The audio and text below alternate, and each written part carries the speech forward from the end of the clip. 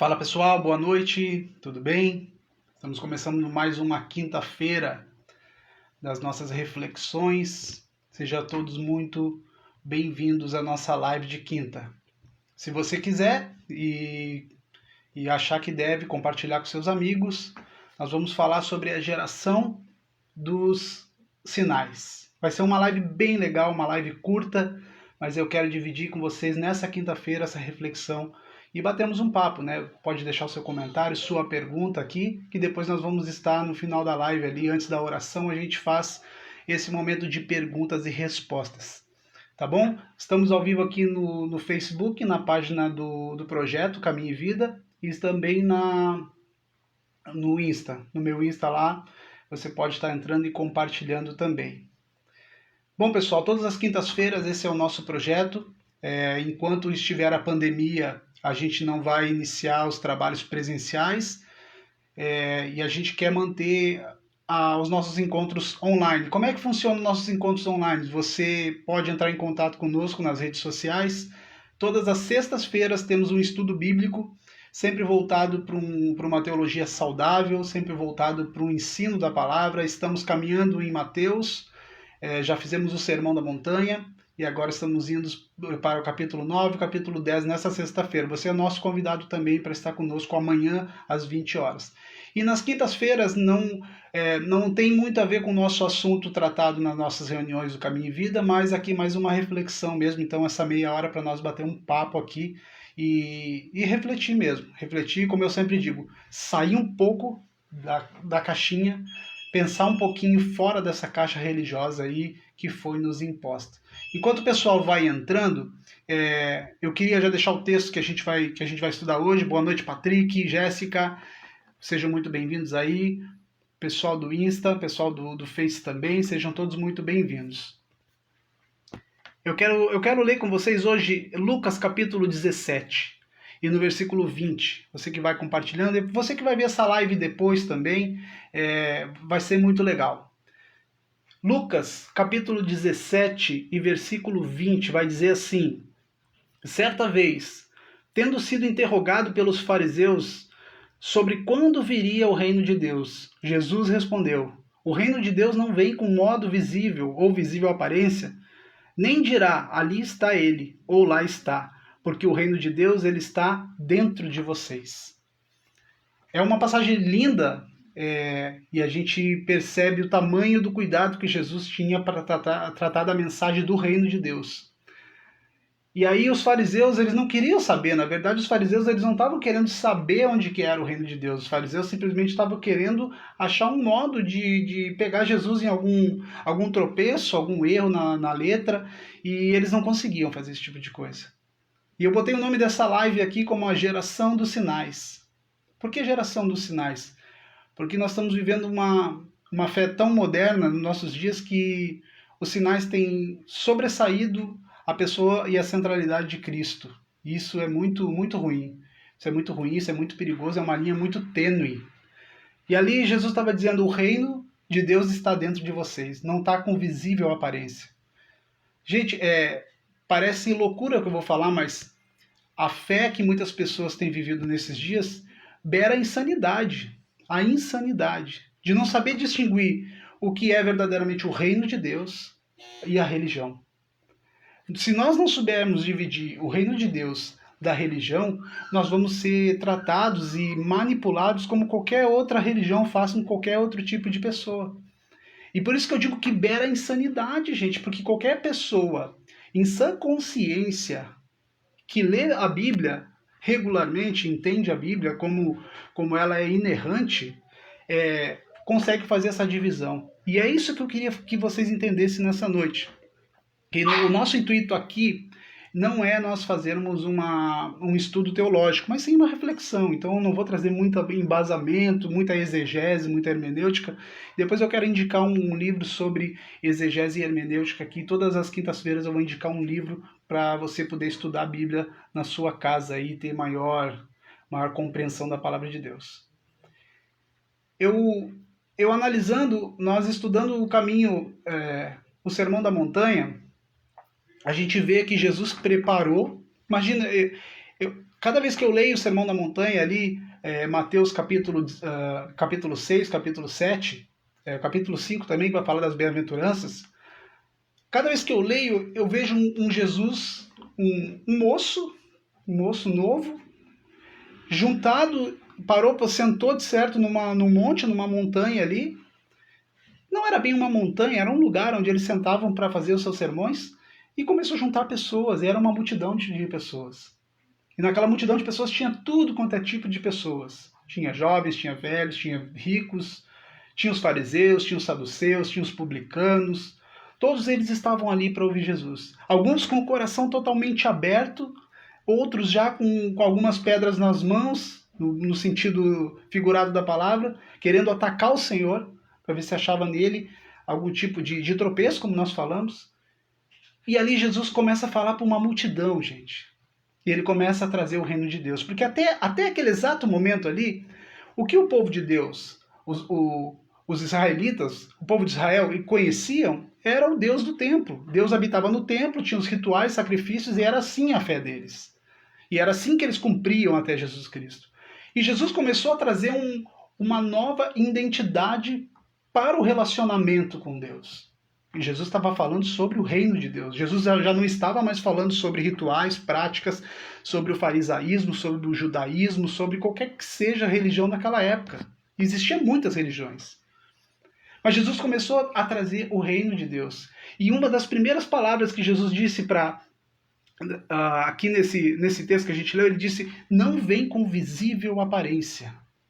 Não vem com visível aparência, o reino de Deus está dentro de vocês. Algumas traduções vão dizer entre vocês, mas eu gosto da tradução que está dizendo dentro de nós. O reino de Deus está dentro de nós.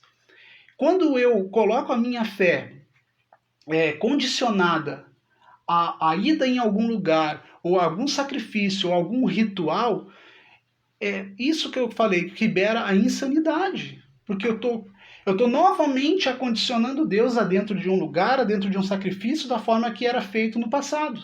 Eu estou novamente colocando Deus, que Deus está fora daquele sistema religioso, e eu estou novamente colocando o sistema religioso em Deus, ou tentando colocar o sistema religioso em Deus.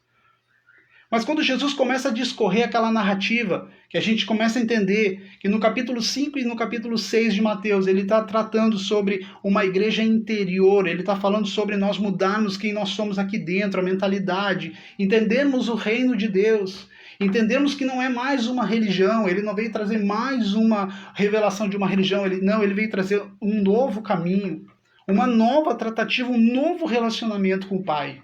Ele veio nos trazer isso, ele veio tirar o véu que estava nos nossos olhos, na verdade. E ele começou a pregar sobre isso no capítulo 5 e no capítulo 6, a bem-aventurança, a mudança interior. No capítulo 7, ele vai tratar bastante sobre como nós nos portarmos diante das pessoas, o nosso tratar com as pessoas, tratar com a esposa, diversos assuntos ele tratou ali. Eu fico imaginando os fariseus escutando tudo aquilo ali, os doutores da lei, que conheciam toda a lei mosaica, e eles que realmente ditavam as regras naquele período, eles eram respeitados pelo povo porque eles tinham conhecimento. Toda pessoa que tem conhecimento, ela é respeitada pelos outros. Mas quem disse que você não pode ter o seu conhecimento? Eu vou muito mais além disso, eu acho que você deve ter o seu conhecimento. Porque a mensagem do reino de Deus, ela veio para nós para nos livrar de toda e qualquer manipulação. Porque já existia manipulação naquela época. Por isso que eu digo que libera a insanidade, tanto de líderes que agem com essa forma de tratar de medo, de culpa, de encarceramento, de prisão, de essas coisas malignas. Mas também as pessoas, a massa, que se detém e se sujeita a esse tipo de ensino. Claro que não são todas as igrejas. Eu sou um cara que eu amo a igreja, acredito na instituição, a igreja, não faço parte do movimento desigrejado, não é isso, mas o sistema neopentecostal que nós falamos na última live, que entrou dentro da igreja pesadamente, furiosamente, destruiu parte da mensagem do evangelho, e parte da mensagem do evangelho destruída quer dizer que destruiu todo, e a gente acabou se sujeitando por um período a isso.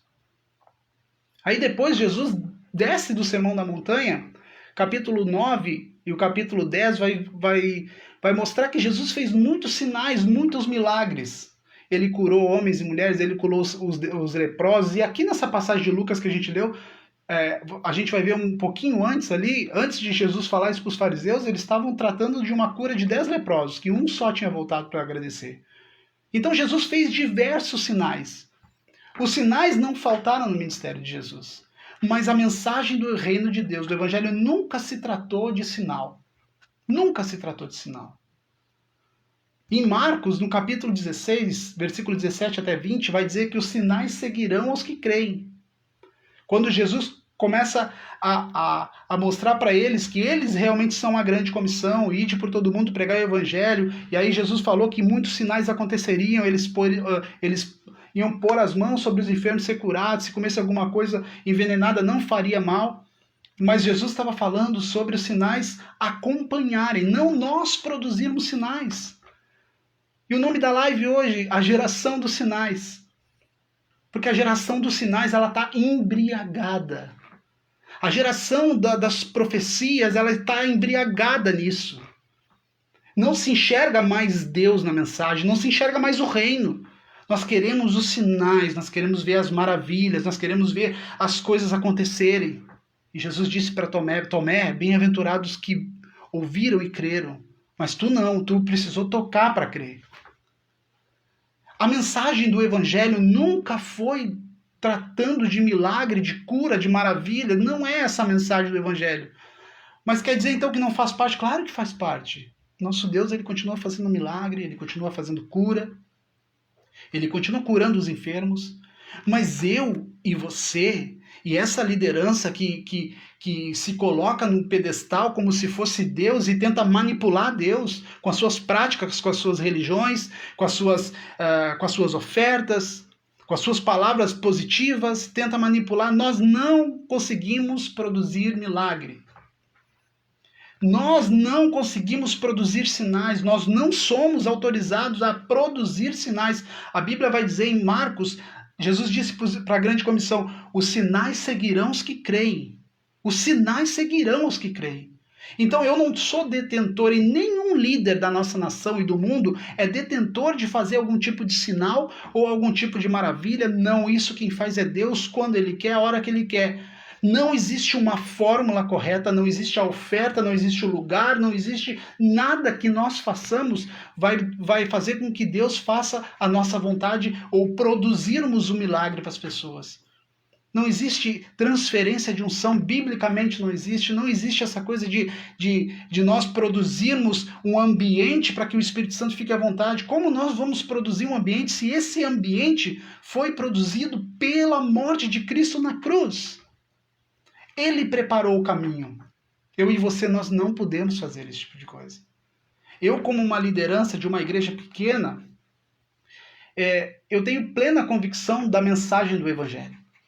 Plena convicção da mensagem do Evangelho.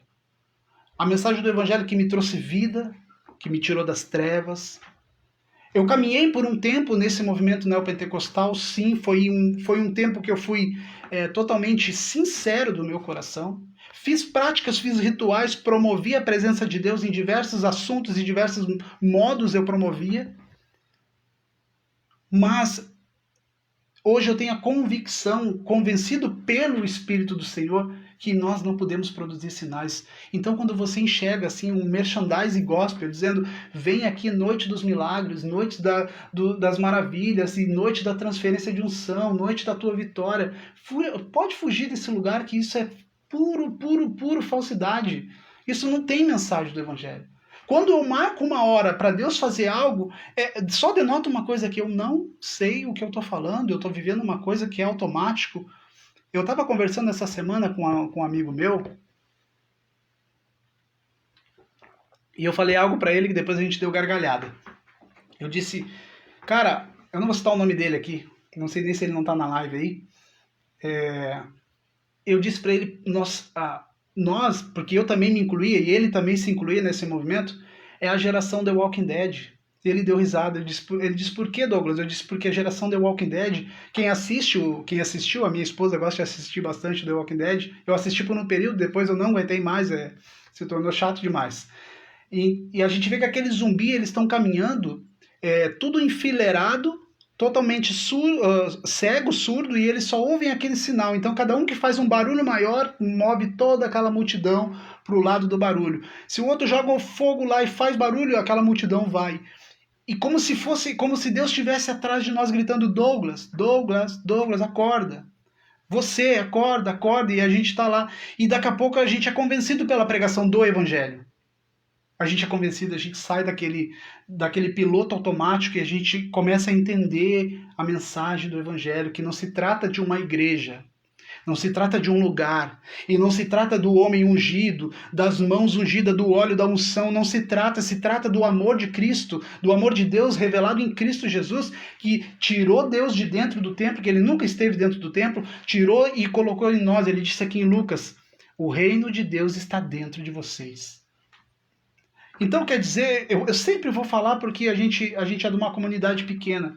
Então, quer dizer que tu não é a favor da igreja? Gente, eu já falei uma vez, não importa o que eu penso que eu sou a favor, importa o que as escrituras digam. Eu amo a igreja, eu acredito na instituição, vou falar mais uma vez. Eu quero criar os meus filhos dentro da instituição chamada igreja, lá dentro daquele prédio que você conhece como igreja. Eu vou criar os meus filhos ali. É ali que eu acredito que a comunhão das pessoas, ela traz frutificação para a nossa vida. Mas eu vou criar na mente dos meus filhos que Deus não está lá dentro. E que não é os meus rituais e sacrifícios e as minhas formulinhas que outrora nós fazíamos, isso é totalmente bobagem. Isso é uma bobagem de uma religião que precisa de pontos de ligação.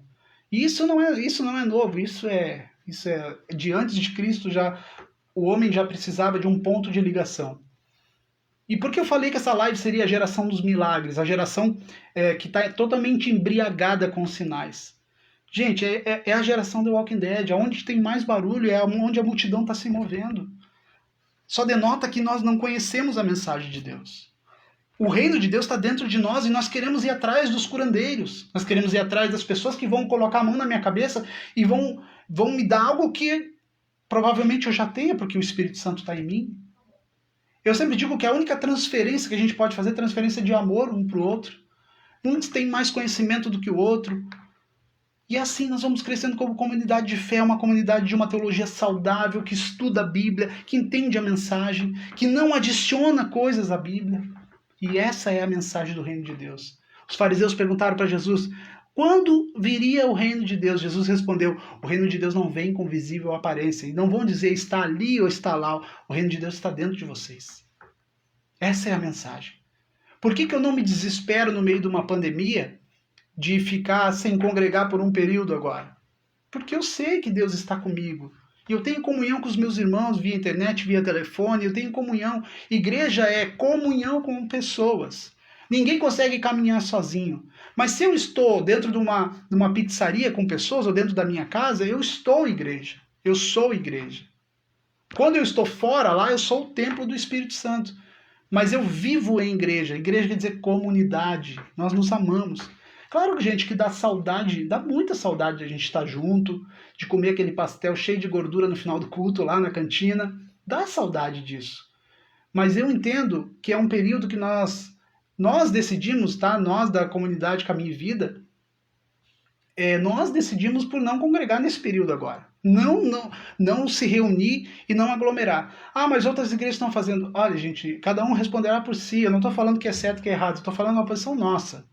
Tá? Se você quer manter a sua igreja aberta, fique com ela, não tem problema nenhum. A nossa posição é essa. Porque nós não estamos desesperados atrás de unção. Nós conhecemos o Deus que a gente serve, nós estamos estudando a palavra do Senhor dia após dia. A comunhão com Deus, ela é dia após dia. E Deus não vai me abandonar ou vai me amaldiçoar porque eu não estou indo no templo, porque eu não estou fazendo os meus rituais. Não vai acontecer nada disso. Porque Deus não está mais lá dentro. Deus está dentro de nós. O reino de Deus está aqui. Ah, mas e como é que eu ando em santidade sem ir na igreja? Tem pessoas que me perguntam isso. Como eu ando em santidade sem... Peraí, eu não vou na igreja para ser santo. Eu vou na igreja porque eu já fui salvo por Jesus. Eu não ando em santidade para conquistar Jesus. Eu ando em santidade porque eu fui conquistado por Ele, e porque eu fui conquistado por Ele, eu tenho o reino dentro de mim, eu ando em santidade. Essa é a diferença. O nosso culto não começa na igreja, o nosso culto começa quando nós entendemos o Evangelho. No momento que você, como os evangélicos gostam de dizer, nós evangélicos, a gente gosta de dizer, aceitar Jesus, quando se aceita Jesus, na verdade Ele nos aceitou, nós estávamos perdidos, né? Ovelhas perdidas, e Ele nos achou. Quando Ele nos acha, começou o nosso culto, irmãos. É ali que começa o culto.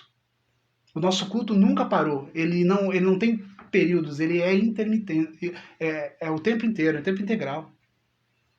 E aí eu fico imaginando, e outra coisa que a gente conversou nessa semana, né, com esse amigo meu, eu disse, sabe por que tem pessoas que roubam? Porque tem gente que compra.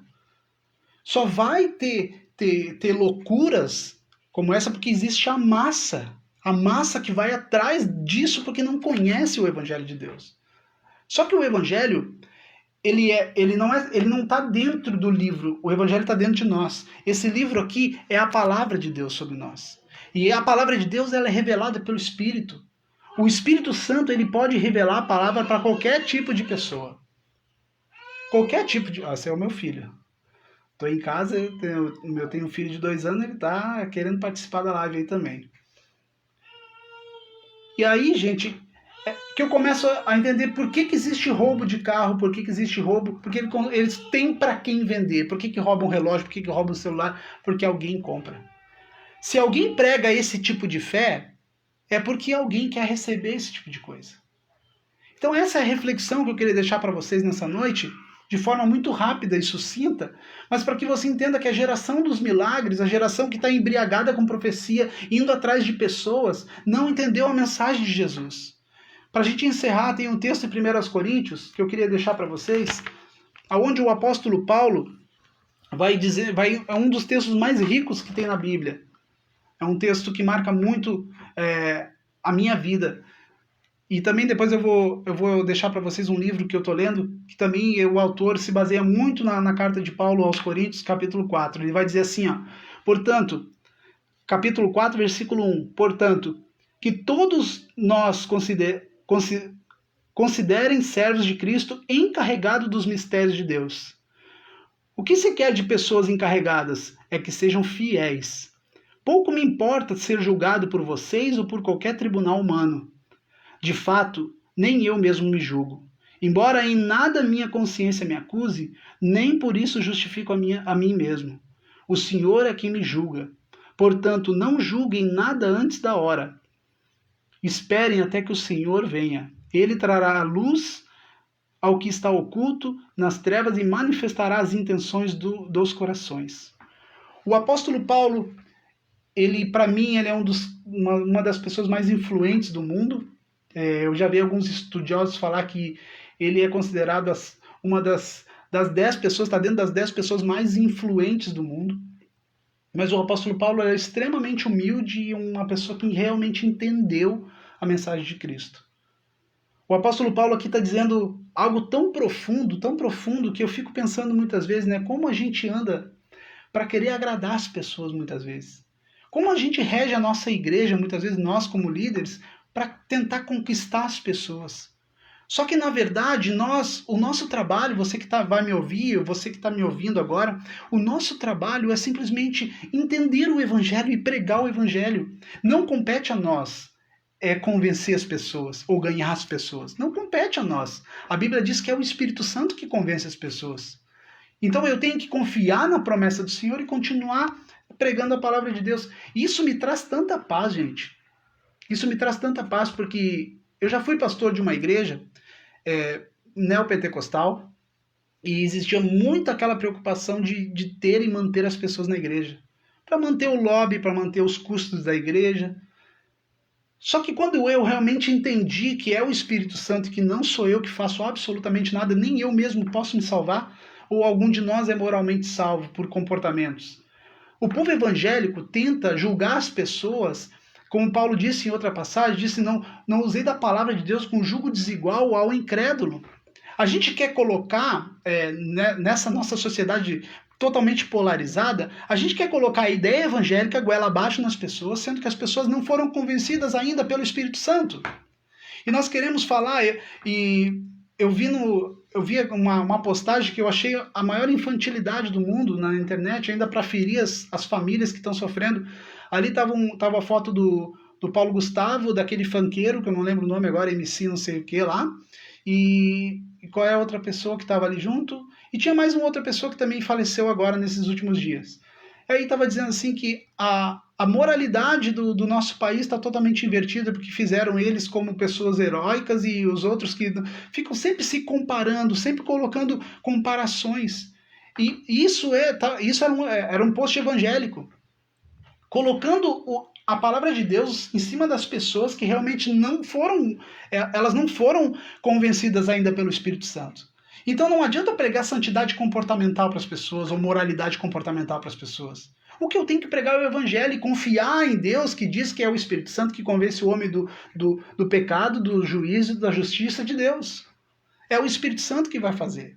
Então, para mim, eu fico muito tranquilo hoje de pregar o evangelho puro e simples do Senhor, trazendo entendimento para as pessoas, mas sabendo que quem vai dar o crescimento é o Senhor. E aqui nessa passagem que a gente está lendo de 1 Coríntios, o apóstolo Paulo estava fazendo menção quando os coríntios se dividiram para dizer, não, nós somos de Pedro, de Cefas, não, o outro diz, eu sou de Paulo, o outro diz, eu sou de Apolo. Eles estavam fazendo essa divisão. E aí o apóstolo Paulo dá um sermão lindo para ele, está dizendo assim, o Deus espera que o encarregado dos mistérios de Deus seja fiel a ele, não a nós. Está dizendo aqui o apóstolo Paulo, parafraseando ele. Pouco me importa ser julgado por vocês ou por qualquer tribunal humano. De fato, nem eu mesmo me julgo. A consciência de Paulo estava tranquila, porque ele realmente tinha entendido que ele não era detentor da mensagem, não era sobre ele, ele é o coadjuvante da história, assim como eu e você somos coadjuvantes. Ele estava pregando um Jesus Cristo vivo, ressurreto, onde o Espírito Santo habita e ele que transforma as pessoas. Simplesmente o trabalho dele era pregar a mensagem do Senhor. O crescimento vinha de Deus. E o apóstolo Paulo disse, eu não quero nem saber se vocês vão me julgar, ou se quem me julga, ou se é tribunal humano, ou se é vocês, ou se é os hebreus, os fariseus, os doutores da lei, não me importa. Nem eu mesmo posso me julgar, ele disse. Sabe por que ele disse isso? Porque ele entendeu que a santidade comportamental dele não vem para conquistar Deus. A santidade comportamental dele vem porque ele foi conquistado por Deus. E certamente ele vai tropeçar na santidade comportamental, assim como eu e você. Porque nós vamos errar, sim. Nós vamos errar, nós vamos tropeçar e nós vamos sim pecar. Mas Deus já sabe disso. Isso não é motivo para nós pecarmos, mas é a nossa natureza pecaminosa. E Paulo está dizendo, nem eu mesmo me julgo. Por quê? Porque ele sabia, se não foi eu que conquistei, foi Jesus Cristo, só quem pode me julgar é ele. Ninguém pode me julgar. Aí nós queremos ter milagres, sinais, maravilhas, estamos correndo atrás disso e não entendemos o beabá do Evangelho, que é a mudança de vida através do Espírito Santo e não de uma santidade comportamental que nós jogamos um fardão pesado em cima dos nossos filhos, em cima das pessoas que ouvem a igreja. Muitas vezes pode ser totalmente por sinceridade do pastor, do pregador, ou pelo mau caratismo de muitos deles, por causa de dinheiro, por causa de poder, por causa de vitrine, de lobby. Mas existe sim uma mensagem pura do Evangelho, que não está dentro das igrejas. E eu quero que você continue congregando. Eu não estou falando para apologia, mas não está lá dentro. Não está lá dentro. Às vezes as maiores dificuldades você vai encontrar dentro dessas igrejas com teologia não saudável. Porque é lá que eles vão colocar o peso e vão adicionar coisas ao Evangelho que Jesus nunca disse. Que a palavra não tem escrita. Mas o Deus falou, eu tive uma revelação, eu estou debaixo de uma palavra, eu estou fazendo tal sacrifício e Deus está me fazendo, eu estou indo para o monte, eu estou jejuando 40 dias e Deus vai fazer isso, Deus vai fazer aquilo, e vem para cá que Deus vai fazer. Como Deus vai fazer? Nós queremos mandar em Deus. Eu anotei algumas coisas aqui.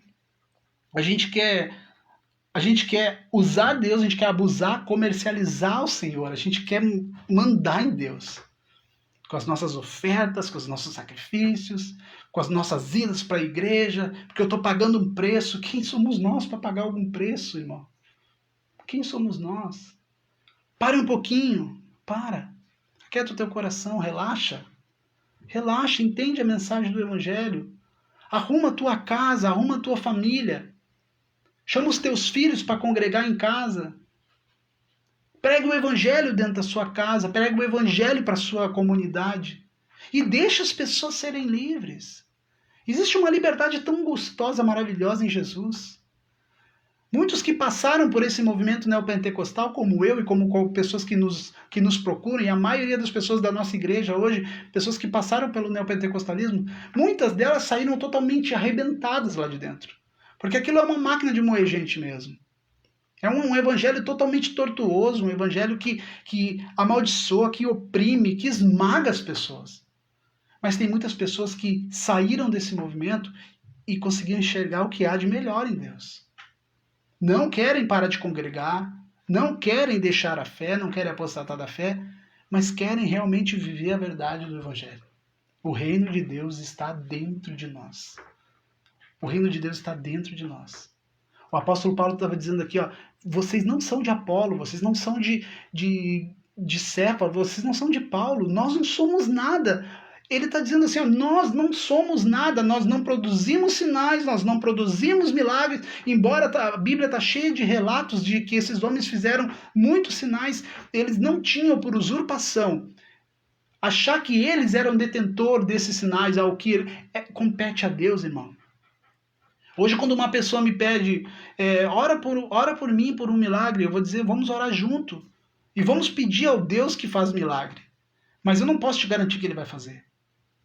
Porque aquela confissão positiva de dizer assim, você está curado em nome de Jesus, isso é uma besteira. Isso só estou declarando algo que Deus nem me autorizou a dizer. Aonde que está na Bíblia que eu vou declarar sobre as pessoas? Isso é confissão positiva, isso é neurolinguística. Nós vamos orar a Deus e juntos nós vamos pedir para as pessoas, nós vamos impor as mãos, como a Bíblia diz, e vamos deixar na mão de Deus. Se Deus quiser fazer o milagre, Ele faz. Se Deus quiser fazer o sinal, Ele faz. Mas eu nunca vou usar isso como merchandising para trazer pessoas para dentro da minha igreja. Porque o trabalho de um pastor é pregar o Evangelho. A partir da pregação pura do Evangelho, eu estou respeitando a palavra e a pessoa e a centralidade de Jesus dentro do culto. Quando eu respeito essas coisas, Deus ele faz a parte que é dele, que ele disse que uns plantariam e outros regariam, mas o crescimento vinha do Senhor. É isso que o apóstolo Paulo diz em 1 Coríntios 4. Vocês não foram conquistados pelo Paulo, nem por Cefa e nem por qualquer outro tipo de pessoa na face da terra. Vocês foram conquistados por Cristo. Nós só estamos aqui pregando uma mensagem. E a mensagem é a mensagem do Senhor Jesus Cristo. Não é a mensagem judaica, não é a mensagem do Antigo Testamento, embora seja um livro como um todo. Eu amei uma analogia ontem que o Zé Bruno fez na live dele, e ele disse assim, se eu trouxer uma colher de sal, para falar sobre a Bíblia agora, tá? Como um todo. Se eu trouxer uma colher cheia de sal e oferecer para você comer, você não vai querer comer essa colher cheia de sal. Você vai dizer, não, que isso, é muito ruim. Mas se eu falar para você que na comida que a gente está fazendo na janta ou no almoço, ali no frango, na carne, foi um pouco daquele sal, e na batata foi um pouco daquele sal dividido, aí você vai dizer, eu quero comer. Isso é a Bíblia, irmãos. Isso é a Bíblia. Ela tirada fora de contexto, existe uma mensagem que é o todo. Quando eu tiro versículos fora de contexto, tanto do Novo quanto do Antigo Testamento, eu estou tirando essas colheres de sal. Eu não sei qual é a reação das pessoas. E eu não posso fazer esse tipo de coisa, tirar uma colher de sal grossa, por exemplo, um versículo grande daqui e jogar como uma doutrina na igreja. Não se trata de pode e não pode, de certo ou errado, se trata do todo, do entendimento da mensagem. De Gênesis e Apocalipse é uma coisa só. Só está falando de uma coisa só. Está falando do reino de Deus. Quem tem que interpretar somos nós. Um pastor, uma pastora, que tem muitos hoje nos nossos dias, o trabalho da gente é interpretar a palavra do Senhor. É interpretar e fazer e respeitar as pessoas. Sabe, gente, essa semana a gente pôde ajudar uma pessoa que estava com o seu filho com câncer, sua filha com câncer, e a gente tem um recurso da igreja, como nós não estamos pagando aluguel nesse período, nós não estamos alocados em um prédio, eu consultei os irmãos que estão caminhando com nós no trabalho, e esses irmãos realmente quiseram ajudar, a gente arrecadou um recurso e tiramos do caixa da igreja e ajudamos essa família que tem uma menina com câncer, que ela não tinha como se deslocar para o hospital, então a gente custeou aquilo, a gente também arrecadou outras coisas, E depois eu conversei com alguns irmãos, eu disse, como que pode não ter uma responsabilidade com o dinheiro do órfão e da viúva, é as moedinhas, sabe? Quando você está dizimando e ofertando na nossa igreja, eu tenho que ter responsabilidade com aquilo ali. Eu não posso usar de qualquer forma. Porque eu tenho que respeitar o meu Deus. Eu tenho que respeitar tanto a palavra dele, quanto a centralidade da mensagem do evangelho, quanto os pequenininhos dele. Eu não posso ficar pegando dinheiro das pessoas, tocando medo, dizendo se não der dízimo está amaldiçoado, o gafanhoto vai pegar. Isso é bobagem. Isso é má interpretação bíblica. Se Jesus cumpriu toda a lei, acabou a lei. Não é por obrigação, é por gratidão. Então que fica essa mensagem hoje, nós vamos terminar no horário, sobre você que corre atrás de sinais, corre atrás de maravilhas. Você tem o reino dentro aqui, ó. Lucas 17 vai dizer, o reino não está em sinais visíveis, o reino não está ali nem lá, o reino está dentro de vocês. Pare de procurar no exterior o que está dentro de vocês. Cristo em nós é a esperança da glória. Para de procurar no exterior o que está dentro. Para de ir atrás de curandeiro, de transferência de unção, de avivamento, que isso é tudo bobagem. Sinais produzidos por homens é só barulho. Para de correr atrás desse tipo de coisa. E pastor, você que vai ouvir essa mensagem depois, que eu sei que tem muito pastor que não entra aqui na live, eu já falei isso, que não entra para não dar ibope, mas depois as nossas lives aí tem mais de 100, 200 visualizações. E muitos pastores vão ouvir isso aqui depois.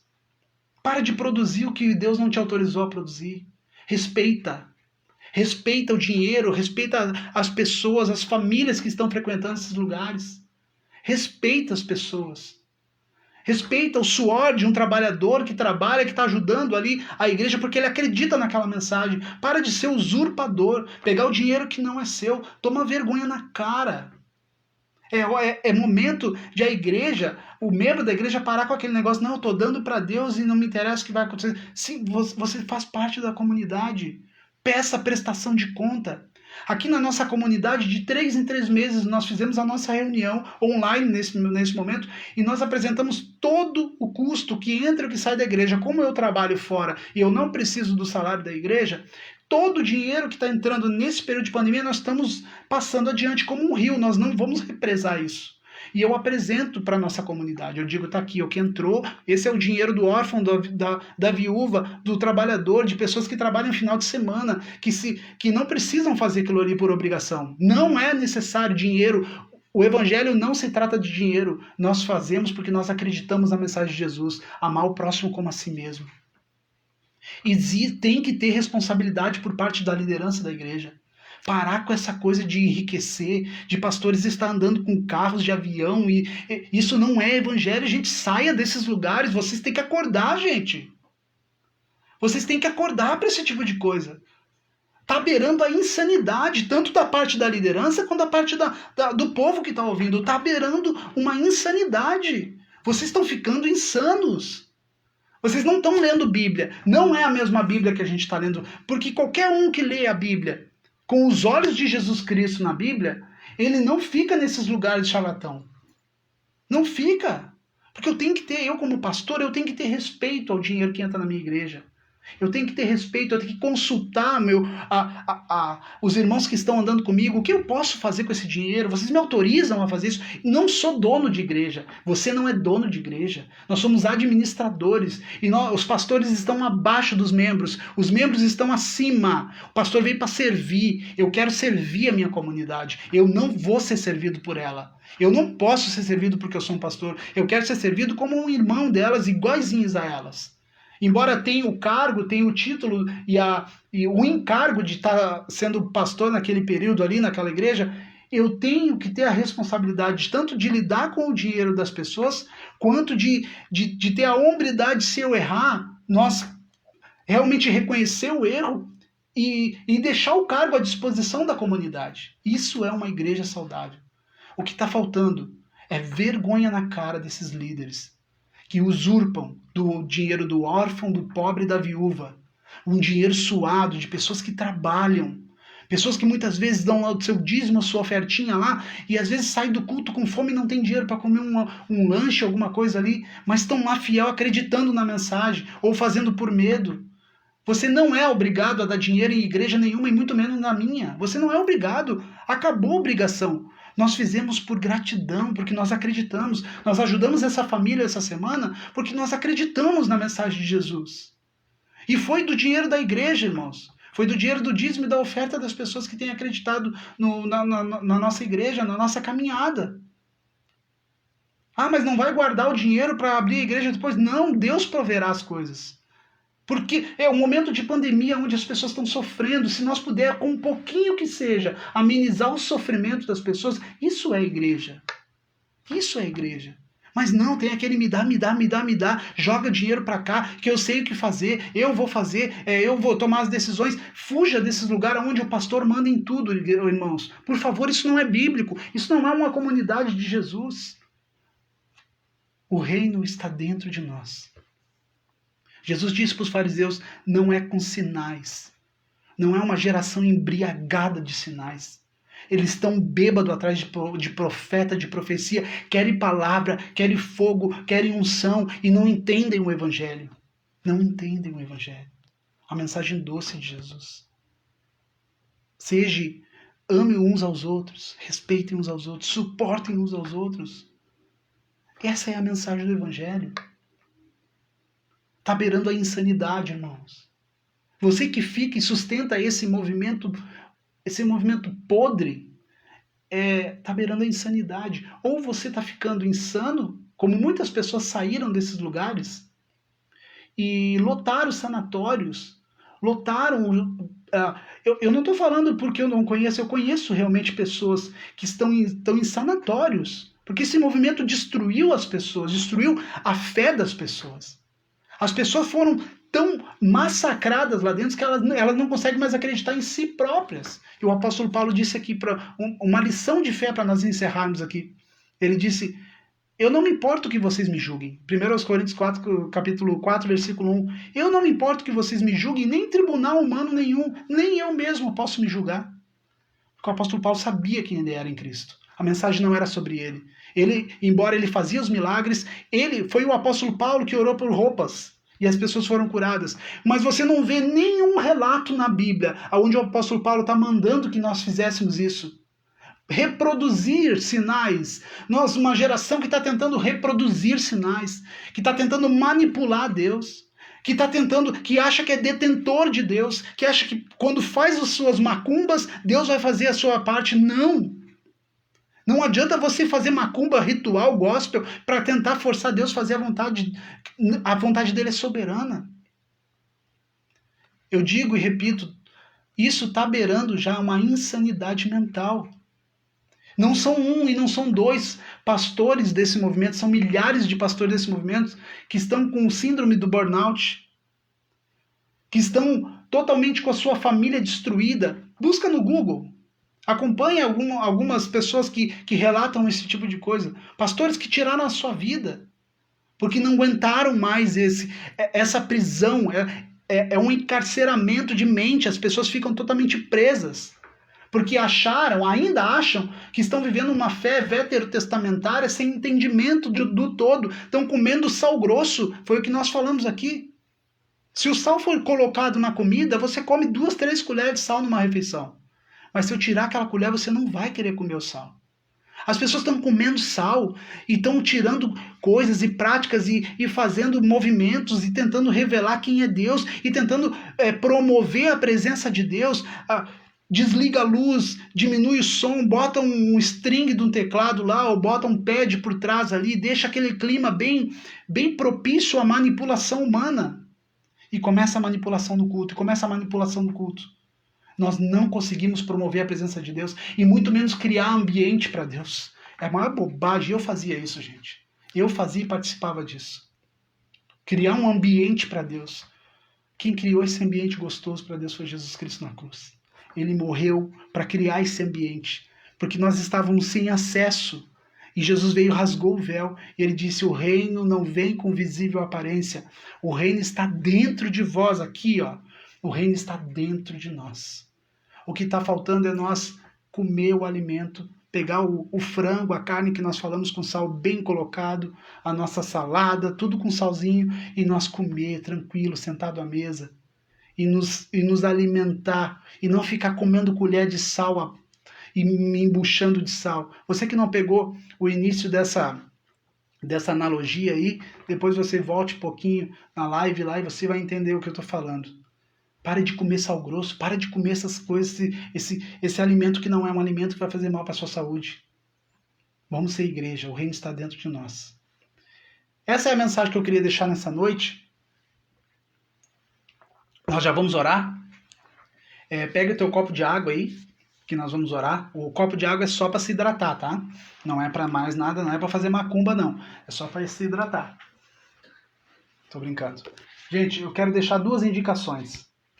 Esse livrinho aqui, O Ego Transformado, do Timothy Keller, do Tim Keller.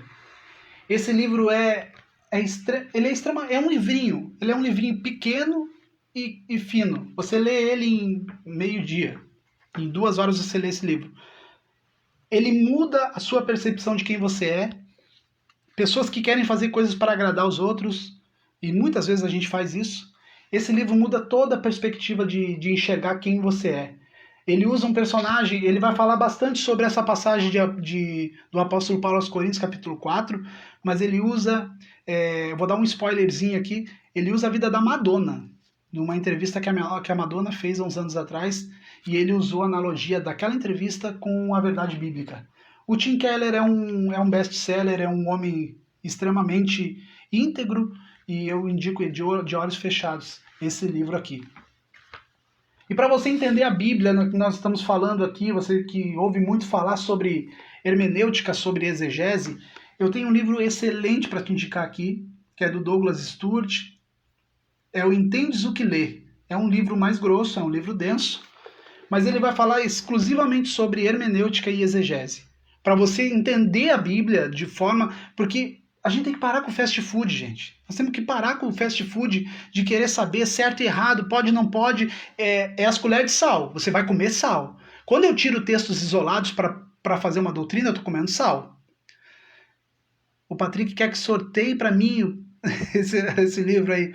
Ô, Patrick, eu vou te dar de presente esse livro então. Tá? Ganhou de presente aí. Vou te dar esse aqui do Ego Transformado.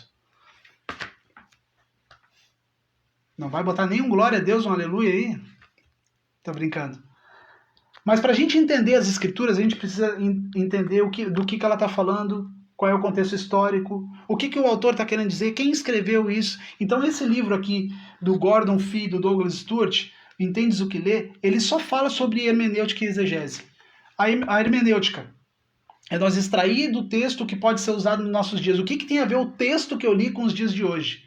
E a exegese é o fato histórico, para quem que ele escreveu, ele abre a nossa visão para enxergar nas passagens, como a gente falou do Sermão da Montanha. Foi Jesus que falou, mas não foi Jesus que escreveu. Quem escreveu foi Mateus. Quem era Mateus? Mateus era um publicano. Publicano quem era? Era um cobrador de impostos, que os judeus odiavam os publicanos. Ele que escreveu a narrativa toda. Para quem que ele escreveu? Ele escreveu para judeu. O livro de Mateus, o Evangelho de Mateus, é escrito totalmente para os judeus, para judeus convertidos naquela época. Então a narrativa, você vai ver que o livro de Mateus ele fala muito sobre o Antigo Testamento, passagens bíblicas muito bem interpretadas. Já o Evangelho de Lucas, que a gente também leu, foi escrito pelo médico Lucas, que foi o mesmo que escreveu Lucas e Atos, e alguns teólogos vão dizer que Lucas e Atos é um mesmo livro, foi separado depois na junção do cânon ali no século III, onde foi fechada a Bíblia. Ele escreveu a Teófilo. Quem era Teófilo? Teófilo, ele diz que é um excelentíssimo Teófilo. Ele chama no primeiro capítulo ali, quando ele começa a escrever. Ele escreveu tanto Atos quanto o Evangelho de Lucas, ele escreveu para Teófilo. Ele estava narrando os fatos. Ele vai dizer no início ali que ele gastou dias para fazer aquela vasta pesquisa para que fosse escrito o Evangelho de Lucas e o livro de Atos. Então, é esse tipo de coisa que vai nos clareando o que é a fé. Agora, se você não lê Bíblia e não estuda a Bíblia, facilmente eu posso pegar uma colher de sal aqui extraída de qualquer texto e jogar goela abaixo que você vai comer o sal. Com o tempo você se acostuma com sal. Daqui a pouco você não está mais comendo carne, feijão, arroz, só está comendo sal. Só sal, é versículo isolado, versículo isolado. Pode, não pode. Ah, pode fazer isso, vai lá na Bíblia. Ah, aqui está dizendo que não pode. Tem que entender o texto, o contexto, o fato histórico. Anos e anos foram escritos a Bíblia. Como que eu posso tirar um texto e dizer não pode ou pode? Não posso, então eu tenho que entender eu tenho que entender o que é a Bíblia mesmo como um todo. Então eu deixo esses 2 livros aqui. O Patrick ganhou esse aqui, ó. Só vim buscar aí, mano. E esse aqui eu deixo para vocês como indicação quem quer entender sobre hermenêutica e exegese. Vamos orar nessa noite? Pai querido, eu te agradeço, Deus, nessa noite, por o Senhor ter falado conosco, pela tua palavra. Obrigado, Deus, pelas pessoas que vão ouvir essa mensagem, as famílias que estão nos escutando, Pai. Nós sabemos que nada vem de nós mesmos, como disse o apóstolo Paulo, nós não somos nada, a mensagem não se trata de mim, não somos donos de igreja e muito menos dono das ovelhas. As pessoas são tuas. Que haja nesse tempo, Deus, aonde o Senhor tem mexido conosco, Pai, tem mexido com a nossa fé. Que haja nesse tempo, Pai, um temor e tremor tão grande, Deus, e um respeito pela tua palavra, respeito pelo teu povo, respeito pelos pequeninos do Senhor Jesus. Que haja, Deus, temor na vida de homens, de líderes que têm usurpado, Senhor, não só de recursos, mas da saúde mental, física e espiritual das pessoas. Senhor, tenha misericórdia da nossa geração, que corre atrás de sinais, milagres e esqueceram a centralidade do Senhor, da comunhão gostosa de estar contigo. Eu só tenho a te pedir perdão, Senhor, porque também fiz parte desse movimento, Pai, e erro todos os dias. Erro todos os dias, Pai. Que o Senhor tenha misericórdia das nossas vidas, da nossa geração, uma geração idólatra, uma geração que não idolatra a imagem, mas idolatra pessoas. Uma geração que não idolatra a imagem, mas idolatra os ritos, os rituais, as fórmulas para tentar mover as tuas mãos. Nos perdoa, Deus, por agir dessa forma tão infantil, que está beirando já a insanidade mental. É notório, Deus, que nós enxergamos pastores, homens, líderes, pessoas totalmente à beira de um colapso, Senhor, de uma síndrome de burnout. Senhor, perdoa a nossa geração, Deus. Perdoa a nossa geração que não estuda a tua palavra, que não gasta tempo em oração. Perdoa essa geração, Deus, que é uma geração fast food, que quer o alimento pronto, que vai para as redes sociais perguntar se pode, se não pode, se deve, se não deve, não tem o seu próprio entendimento, Pai. Perdoa, Deus, a nossa geração que é uma geração manipulada e totalmente manipulável, porque nós nos colocamos nesse lugar. Eu te peço, Deus, que o Senhor cada vez mais encha as pessoas de sabedoria, graça e entendimento do teu evangelho. Que em nome de Jesus Cristo as vendas dos olhos caiam mesmo dentro das igrejas, Pai, onde pessoas estão ali como uma geração de The Walking Dead, uma geração do piloto automático, uma geração que já não enxerga mais a tua presença, mas só enxerga os rituais, só enxerga as promessas falsas, só enxerga aquilo que não é evangelho, só enxerga o seu próprio umbigo. Perdoa essa geração, Deus. Nós oramos em nome de Jesus Cristo, perdoa nós, Pai, que fizemos parte disso. Para a tua glória, Deus. Eu quero te pedir, Senhor, que o Senhor abençoe cada pessoa que esteve aqui conosco e que vai assistir essa live. Em nome do Senhor Jesus Cristo. Amém. Gente, muito obrigado por essa noite, pela companhia de vocês que vão escutar depois. Amanhã o nosso encontro, 20 horas. Procure-nos nas redes sociais para você saber como é que é o nosso encontro. É um encontro que você pode falar, não é uma live. É bem legal você participar se você quiser. Vamos estudar o Evangelho de Mateus, estamos no capítulo 7, 8 e 9. Nós vamos estudar amanhã. Fiquem com Deus, beijo no coração e Deus abençoe a cada um de vocês. Tchau, tchau, beijo.